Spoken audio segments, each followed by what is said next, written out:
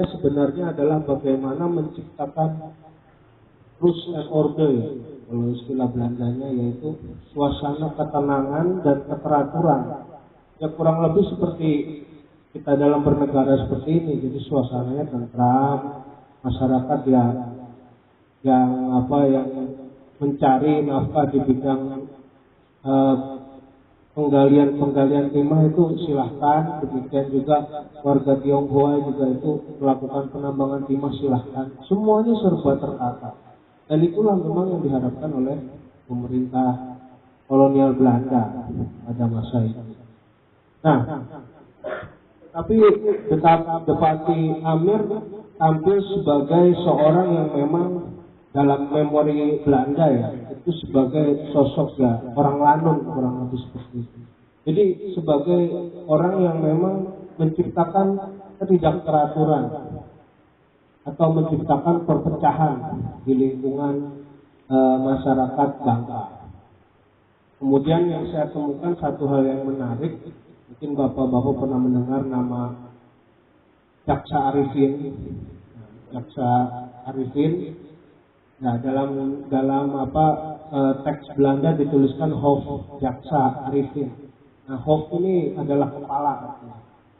Jadi saya bisa terangkan bahwa Jaksa Arifin ini katakanlah menempati posisi yang sangat strategis dalam tata pemerintahan masyarakat Bangka, terutama dalam hal peradilan ini. Nah, Jaksa Arifin itu dalam satu teks Belanda diceritakan turut menjebak Depati Amir untuk kemudian ditangkap oleh Belanda. Jadi kurang lebih ada kolaborasi ya antara Jaksa Arifin dengan pemerintah Belanda. Awalnya begini, Depati Amir diundang oleh Jaksa Arifin untuk menghadiri makan malam itu di rumahnya. Kemudian makan malam itu sudah dibubuhi semacam obat tidur, dan karena hari sudah sangat malam, Depati Amir, kemudian ibunya Dakim namanya, kemudian juga ada beberapa kerabatnya yang lain dipersilahkan untuk bermalam di rumah Jaksa Arifin. Nah, tapi kemudian ketika malam sudah lewat ya, mungkin kalau sekarang jam 2 atau jam 3 malam pagi, rumah itu sudah berada dalam kepungan Belanda, pasukan Belanda ya. Dan diceritakan pada waktu itu satu-satunya orang yang terjaga, artinya tidak tidur ya, tidak terperdaya oleh obat tidur itu ya Depati Amir, sedangkan kerabatnya yang lain sudah lelap dalam tidur. Ibunya Dakim itu juga sudah lelap. Nah, diceritakan Depati Amir pun punya langkah jitu untuk mengelabui kepungan itu.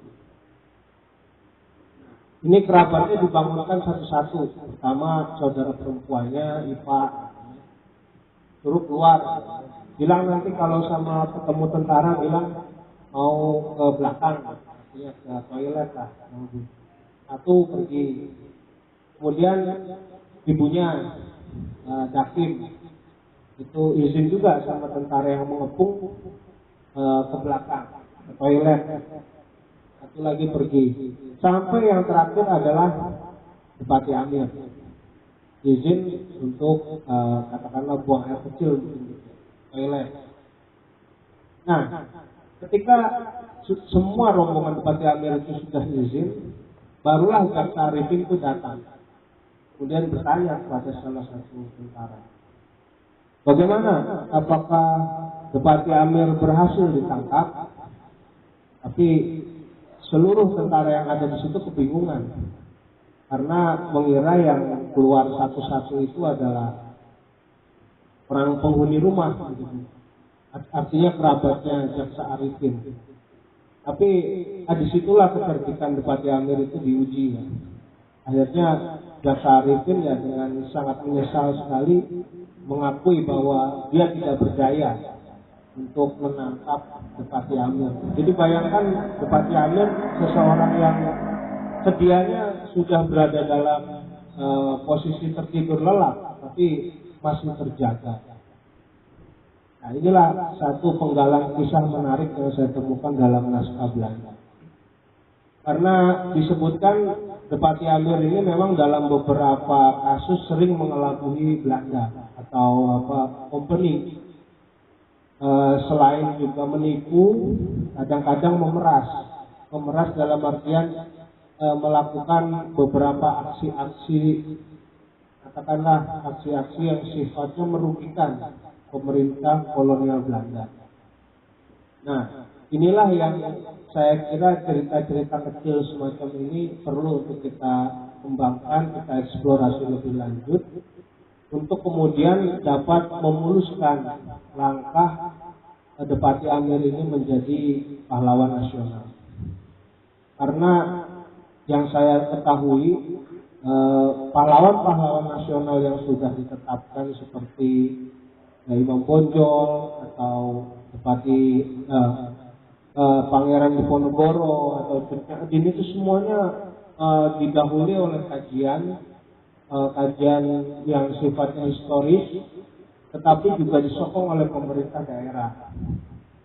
Barulah kemudian niatan tulus itu bisa diperjuangkan di tingkatan pusat. Nah, saya kira memang ini langkahnya kontinu ya, tidak bisa kita selesaikan dalam satu fase, tapi dalam fase-fase. Ya, itu mungkin beberapa temuan sementara kami yang bisa kami ungkapkan. Semoga pertemuan kita pada malam ini dengan dihadiri para tokoh adat dan ibu bapak sekalian berikut perangkat daerah membawa secercah harapan agar tokoh kita ini dapat menempati posisi yang selayaknya, yakni sebagai panutan, sebagai seseorang yang bisa menggerakkan potensi daerah, kemudian juga seseorang yang mampu merekatkan persatuan di kalangan masyarakat. Terima kasih. Ya, mungkin bisa dilanjutkan dengan pembicaraan selanjutnya.